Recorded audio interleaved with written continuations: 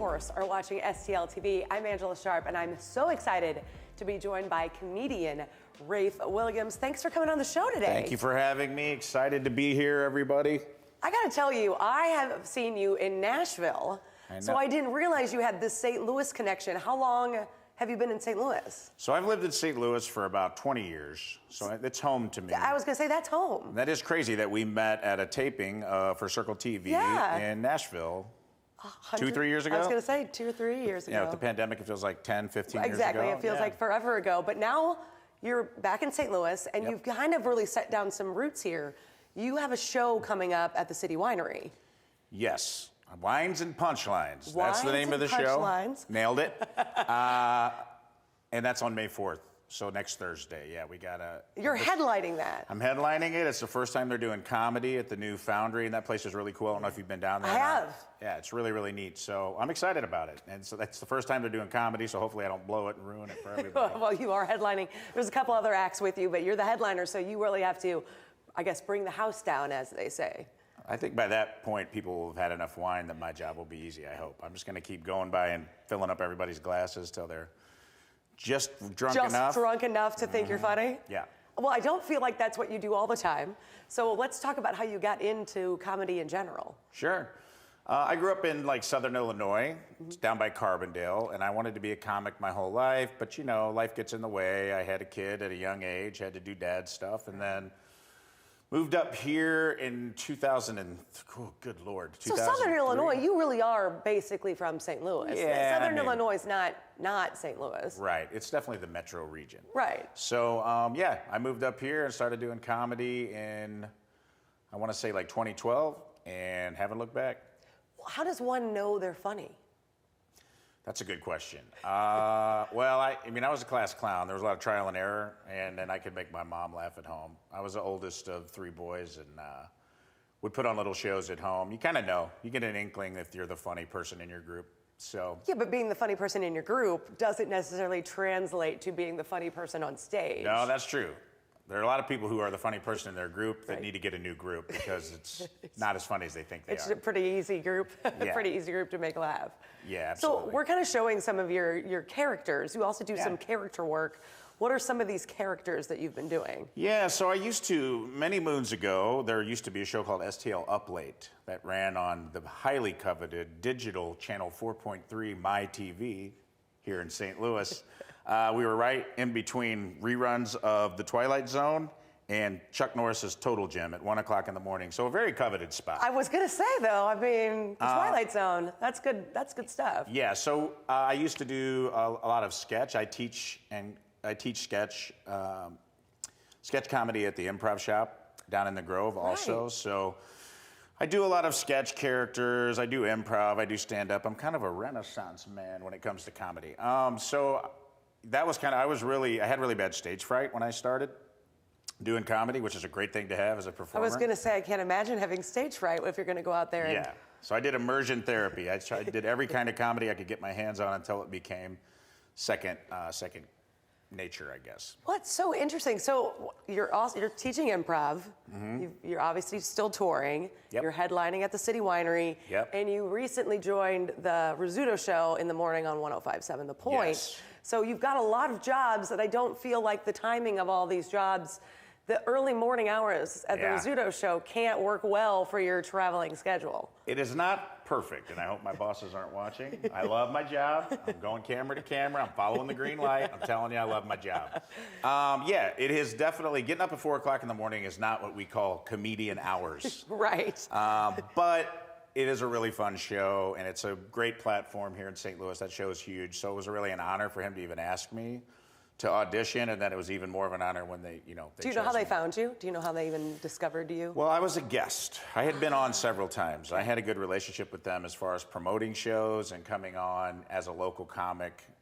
They've always been really supportive of my career, my comedy career. Well, so when vacancies came open, Riz reached out and he was just like, "Hey man, you want to throw your hat in the ring for this?" And I was like, "What time do I have to be there?" 4 o'clock in the morning, sir. I was like, let me think about it. But then Give me a second. I came around, and it's been good so far. I will say that getting up that early is a weird thing for a comedian's circadian rhythm, though. I would imagine that's going to take a little bit of time to get used to, for sure. And like you said, comedians are usually funny at night, typically. They're not usually funny super early in the morning. So, and I'm guessing that's a lot of what they expect of you. Yeah, they hired me for that. So there's some expectations. It is kind of a weird thing to be funny as the sun is coming up. Right. I'm used to like waiting for it to go down, you know, but so far so good, you know, 6 a.m., couple cups of coffee, got to get myself a little tweaked out. Yeah. I would kind of like to see you go in after a night of a show, maybe a night of drinking, just go straight in. And get fired. I just want to see how funny and how drunk you could be without it being a huge issue. FCC flag. Exactly. One of those things. My entire salary goes to paying the FCC flags that I put on the radio. But a lot of people would talk about it. It might be national news. I'm telling you, it might be big. Let's go ahead and take a second and look at what we can show of some of those sketches, those characters you play. So let's take a look at this really quick.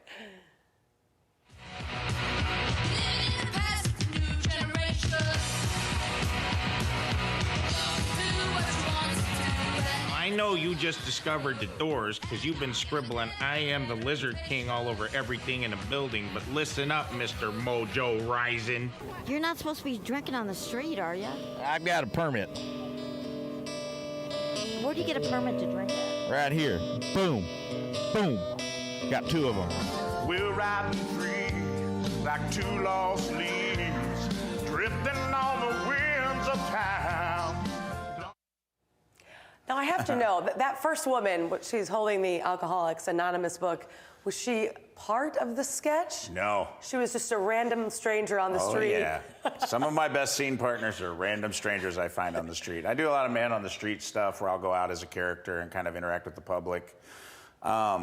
It's weird where character work leads you to, because like I just did a Super Bowl commercial for Jim Butler. Oh, cool. Where I played like an old pro wrestler. Wait, I did see that, and I said, because I didn't know, and I said, oh, that's the guy I saw at Zany's in Nashville, so this is so weird.